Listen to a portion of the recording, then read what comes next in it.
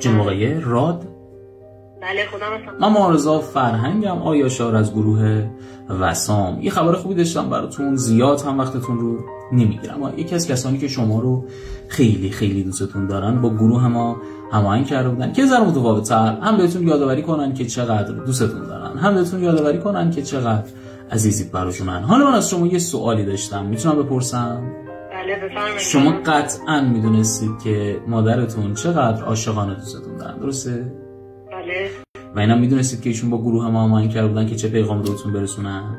نخیر. خیلی خیلی دلتنگتون هستن. یه پیغام خیلی کوتاهی رو جهت یه یادگاری کوچیک یه ذره متفاوت‌تر بهتون برسونم. سلام عزیز مادر، خیلی دلم برات تنگ شده.